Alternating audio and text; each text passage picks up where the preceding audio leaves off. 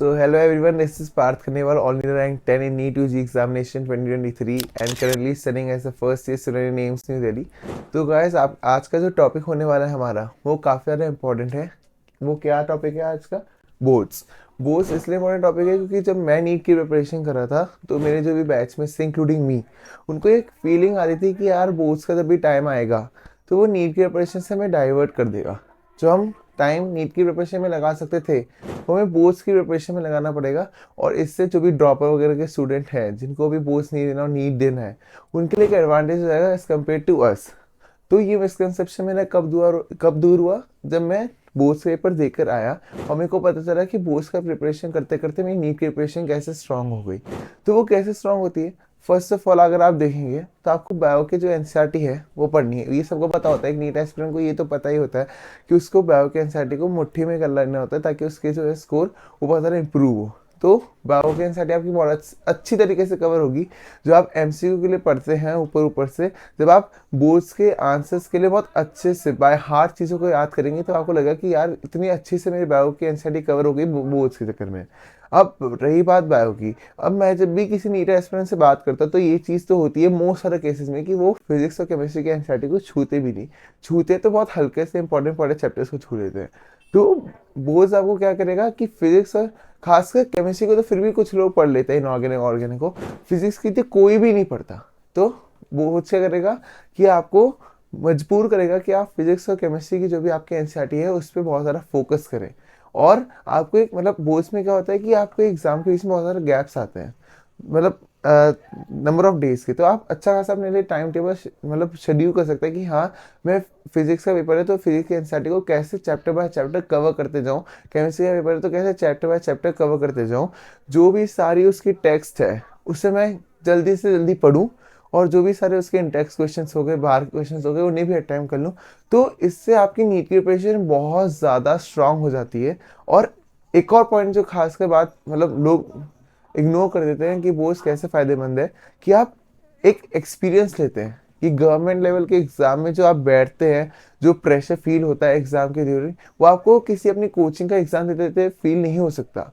आपको जो बोर्ड्स देते देते एक प्रेशर हैंडल की आपकी कैपेसिटी बढ़ती है कि आप एक बोर्ड्स का पेपर दे रहे हो, उसमें आप प्रेशर हैंडल करते करते टाइम मैनेजमेंट के साथ कोई पेपर अटैम्प्ट करेंगे। उससे आपकी नीट को प्रिपरेशन में आपको ये नहीं होगा कि यार ये मेरा पहला एग्ज़ाम है जिसमें मैं ऐसे स्ट्रिक्टली जाऊंगा और एक एग्जाम हॉल में बैठ के पेपर दूंगा। नहीं, ऐसा नहीं होगा। आप बोर्ड्स का पेपर जो होगा वो आपके लिए एक मतलब नेट प्रैक्टिस की तरह होगा कि आप एक गवर्नमेंट का पेपर देकर आए, वो भी एक एग्जाम हॉल के प्रेशर में सह के। तो ये सारे पॉइंट्स होते हैं बहुत ज़्यादा मतलब काम के होते हैं और बोर्ड्स को जो है बर्डन से ब्लेसिंग बना देते हैं एक नीट एस्पिरेंट के लिए। तो ये बात आपको ध्यान में रखनी है। अब नेक्स्ट पॉइंट आता है कि सब्जेक्ट वाइज स्ट्रेटेजी। तो मैं आपको सारे ही सब्जेक्ट्स में इंक्लूडिंग एडिशनल सब्जेक्ट्स सारी टिप्स और पॉइंट्स दूंगा और अपनी गलतियां बताऊंगा जो आप रिपीट ना करें, और टिप्स वगैरह दूंगा जो आप फॉलो करेंगे तो आपके लिए बहुत ज़्यादा बेनिफिशियल हो सकता है। तो सबसे पहले सब्जेक्ट आता है फिजिक्स। फिजिक्स में लोगों का ये होता है कि किसी ने फिजिक्स के एनसीईआरटी को छू तो रखा नहीं होता। तो आपको फिजिक्स के एनसीईआरटी को कवर करना है। कैसे कवर करना है कि आपने देखा होगा कि उसमें 30 से 40 पन्नों के चैप्टर्स होते हैं। अब आप पूरा चैप्टर्स तो नहीं पढ़ सकते यार, इतना टाइम तो नहीं होता है। इससे बढ़िया तो आप बायो एंड ऑर्गेनिक एनसीईआरटी पढ़ लो। तो आपको कैसे पढ़ना है? आपको सबसे पहले एक रीडिंग मारनी है पूरी 40 पन्नों की, ठीक है। उसमें आपको सारी वो पॉइंट्स को एक बार अंडरलाइन कर लेना है जो आपके टीचर के जो भी आपकी कोचिंग है उसके नोट्स में नहीं था, और उसको उन सारे पॉइंट्स को नोट्स में ऐड कर लेना है ताकि आप नोट्स को रिवाइज करें तो वो सारे पॉइंट्स भी रिवाइज होते रहे और आपको बार बार वो 40 पन्ने नहीं पढ़ने पड़े। सिर्फ एक बार आपको रीडिंग करनी है 40 पन्नों की, उसका आपका इतना ज़्यादा टाइम सेव होगा कि आपने जो भी इंपॉर्टेंट पॉइंट्स थे जो कि आपके टीचर के नोट्स में नहीं थे उन सबको अपने नोट्स में इंक्लूड कर लिया। ऐसे ज़्यादा पॉइंट्स तो होंगे नहीं, एक पेज में मैक्सिमम 2-3 लाइन्स मिल जाएगी तुम्हें, किसी पेज में ज़्यादा मिलेंगी किसी पेज में कम मिलेंगी। तो उन सारी लाइन्स को तुम्हें ऐड कर लेना है अपने नोट्स में ताकि तुम जब भी नोट्स को रिवाइज करो वो सारी लाइन्स रिवाइज होते रहे। और ये नहीं कि तुम फालतू फालतू की इन्फॉर्मेशन, तुम्हें भी पता चल जाएगा कि क्या पूछा जा सकता है और क्या नहीं। और ये कैसे पता चलेगा? ये तुम्हारे टीचर बताएंगे और पीवाईक्यू प्रीवियस ईयर पेपर का जो भी मैं कंसेप्ट अभी आखिरी वाली स्लाइड में है उससे अलग से कवर करूंगा। तो तुम्हें वो सारी इन्फॉर्मेशन जो तुम्हारी काम की है सिर्फ उसी को इंक्लूड करना है। काफ़ी ज़्यादा बार होता है कि कुछ कुछ मतलब एक्सपेरिमेंट्स होते हैं, एक्टिविटीज़ होती है, कुछ भी मतलब फालतू फालतू की नॉलेज भी दे रखी होती है फिजिक्स के एनसीईआरटी में, तो तुम्हें उसे इंक्लूड नहीं करने लग जाना है। तुम्हें सिर्फ फिजिक्स के पॉइंट ऑफ व्यू से जो जो इंपॉर्टेंट चीज़ें हैं, कंसेप्चुअल चीज़ें, सिर्फ और सिर्फ उन्हें ही इंक्लूड करना है। और उसके बाद बात आती है कि जो भी इंटेक्स क्वेश्चंस होते हैं या फिर जो भी बैक एक्सरसाइज होती है वो करनी है या नहीं। तो मेरी रिकमेंडेशन रहेगी तो कि तुम सारी एक्सरसाइज करने की कोशिश करो, और वो तुम्हें स्मार्टली करना है। ऐसे नहीं कि तुम सारे क्वेश्चन अटेम्प्ट करे जा रहे हो, तुम्हें क्वेश्चन को पढ़ना है। और तुम्हें कई बार मतलब मोस्टली क्वेश्चंस क्या होता है फिजिक्स एनसीईआरटी में, ऐसा होता है कि जो इजीली सॉल्व हो जाता है। अगर तुम एक सीरियस नीट एस्पिरेंट हो तो तुमने इतने सारे क्वेश्चन लगा ही लिए होंगे कि तुम्हें पता चल जाएगा कि यार ये क्वेश्चन में ये फॉर्मूला है, ये तो मतलब एक एक फॉर्मूले का क्वेश्चन है, इससे मैं क्यों अटेम्प्ट करूँ, क्यों कैलकुलेशन में टाइम वेस्ट करूँ। तो तुम्हें वो नहीं करना। जो भी तुम्हें कंसेप्चुअल क्वेश्चन लगे वो सारे अटेम्प्ट करने हैं। और मैं ऐसा नहीं करता था कि मैं खुद अटेम्प्ट करने लग जाऊँ, क्योंकि इसमें काफ़ी ज़्यादा टाइम वेस्ट होता हुआ। मैं यूट्यूब पे एक आशीष अरोड़ा सर थे, उनके उन्होंने सारे जो भी क्वेश्चंस हैं बैक एक्सरसाइज के, वो सबके सोल्यूशन डाल रखे थे, तो मैं वो सारे सोल्यूशन को देख लेता था। इससे मेरा टाइम सेव होता था। तो तुम्हें कोशिश करनी है कि तुम सारे बैक एक्सरसाइज और क्वेश्चंस वगैरह जो भी इंटेक्स क्वेश्चंस है वो करोगे, क्योंकि उसका काफ़ी ज़्यादा फायदा होता है। ना कि सिर्फ और सिर्फ बोर्ड्स के पेपर में, पर नीट के पेपर में भी काफ़ी बार ऐसा हुआ है, तुम काफ़ी ज़्यादा इंसिडेंट्स हैं जब बैक एक्सरसाइज या फिर इंटेक्स क्वेश्चंस रिपीट हुए हैं। तो ऐसे तुम्हें अपनी फिजिक्स को स्ट्रॉन्ग करना है, और तुम्हारी फिजिक्स बहुत ज़्यादा स्ट्रॉन्ग हो जाएगी अगर तुम एनसीईआरटी को अच्छे से कवर करोगे बोर्ड्स के लिए। तो नेक्स्ट सब्जेक्ट आता है, वो आता है केमिस्ट्री। अब केमिस्ट्री को तुम इक्वली तो पढ़ नहीं सकते यार। देखो तीन सब सब्जेक्ट होते हैं, इनऑर्गेनिक, ऑर्गेनिक और फिजिकल। अब तुम तीनों को इक्वली टाइम और इक्वली तरीके से तो नहीं पढ़ सकते। तो अपन स्टार्ट करते हैं इनऑर्गेनिक से। इनऑर्गेनिक में तुम्हें क्या करना है, बिल्कुल बायो जैसी प्रिपरेशन है कि तुम्हें बस और बस एनसीईआरटी पे ही फोकस करना है। डिफरेंस दो में रहता है, मतलब कि इन दोनों में ये रहता है कि तुम्हें बायो में हर चीज पढ़नी है। जो भी डायग्राम दे रखा है, जो भी ग्राफ बन रखे हैं, जो भी लिख रखा है बायो के एनसीईआरटी में, तुम्हें वो सब पढ़ना है। पर इनऑर्गेनिक में ऐसा नहीं है। इनऑर्गेनिक में सिर्फ और सिर्फ तुम्हें वो चीजें पढ़नी है जो तुम्हें लगे कि हाँ एग्जाम के ऊपर से रिलेवेंट है। तुम सारी टेबल्स की सारी वैल्यूज याद करने लग गए इनऑर्गेनिक में, तो फिर तो तुम्हारा हो गया सिलेबस। तो तुम्हें वो चीज़ें याद करनी है, वो टेबल्स की वैल्यूज याद करनी है। याद तो नहीं मतलब कि जो भी वो ऑर्डर वगैरह होते हैं, असेंडिंग डिसेंडिंग ऑर्डर, ये सब तुम्हें उन चीज़ों के याद रखना है जो तुम देखो कि यार ये इनसे पूछा जाता है, वो प्रीवियस क्वेश्चन से तुम्हें पता चल जाएगा। और तुम्हें इनऑर्गेनिक में सारे जो भी मतलब रीजंस वगैरह, जो भी कंसेप्चुअल चीज़ें होती है, उन पे ज़्यादा फोकस करना है, और एक्सेप्शंस पर भी फोकस करना है। तुम्हें बायो के एनसीईआरटी में सॉरी जो भी इनऑर्गेनिक के एनसीईआरटी में तुम्हें जो भी दिख रहा है कि हाँ इससे क्वेश्चन बन सकता है, तुम्हें वो सारे फैक्ट्स बाय हार्ट याद होने चाहिए। और तुम्हें इनऑर्गेनिक में भी क्वेश्चंस वगैरह प्रैक्टिस करने चाहिए जो भी दे रखे हैं, क्योंकि कई बार ऐसा होता है कि जो भी एनसीईआरटी में इनऑर्गेनिक क्वेश्चंस दे रखे होते हैं उनमें कई बार एक्स्ट्रा इन्फॉर्मेशन दे देते हैं, वो पीछे आंसर वगैरह दे रखे हो तो उसमें थोड़ी एक्स्ट्रा इन्फॉर्मेशन दे देते हैं। तो तुम्हें वो भी याद करनी है, क्योंकि वो क्वेश्चंस भी आ सकते हैं तुम्हारी नीट और बोर्ड्स दोनों के पेपर में। तो इनऑर्गेनिक की तुम्हें प्रिपरेशन सिमिलरली टू बायो ऐसी करनी है। अब बात करते हैं ऑर्गेनिक की। ऑर्गेनिक में भी तुम्हें एनसीईआरटी पढ़नी है। अब ऑर्गेनिक में मेनली वो क्या करते हैं, रिएक्शंस बहुत ज़्यादा पूछते हैं कि तुम्हें रिएक्शन देंगे, अब कंप्लीट करने के लिए बोलेंगे, और तुम्हें पूछेंगे कि इस प्रोडक्ट से इस प्रोडक्ट कैसे बना है, वो सारे लिस्ट कर दो रिएक्शंस। तो तुम्हें रिएक्शन बाय हार्ट लिख कर याद करो, कैसे भी याद करो, पर तुम्हें याद होने चाहिए। और एनसीईआरटी का बाहर का एक भी रिएक्शन मत याद करना बोर्ड्स के लिए, ठीक है। सिर्फ वो ही पूछेंगे जो भी एनसीईआरटी में दे रखा है, और तुम्हें एनसीईआरटी पढ़नी चाहिए ऑर्गेनिक की। वो बहुत ज़्यादा इंपॉर्टेंट है, क्योंकि ऑर्गेनिक के एनसीईआरटी में ऐसा है कि बहुत ज़्यादा तुम्हें असर्शन रीजन के क्वेश्चंस मिल जाएंगे जो भी नीट में पूछ सकते हैं। तो तुम देख रहे हो कि मैं जो भी तुम्हें टिप्स वगैरह दे रहा हूँ वो बोर्ड्स के पर्सपेक्टिव और नीट के पर्सपेक्टिव दोनों से दे रहा हूँ, ताकि तुम्हारा बोर्ड्स का प्रिपरेशन करते करते नीट की प्रिपरेशन भी स्ट्रांग हो। तो तुम्हें असर्शन रीजन के क्वेश्चन मिल जाएंगे अगर तुम बोर्ड्स के लिए और ऑर्गेनिक के लिए तुम एनसीईआरटी पढ़ो, तो तुम्हें काफ़ी ज़्यादा असर्शन रीजन के क्वेश्चन मिल जाएंगे, और तुम्हारा काफ़ी ज़्यादा फायदा होगा।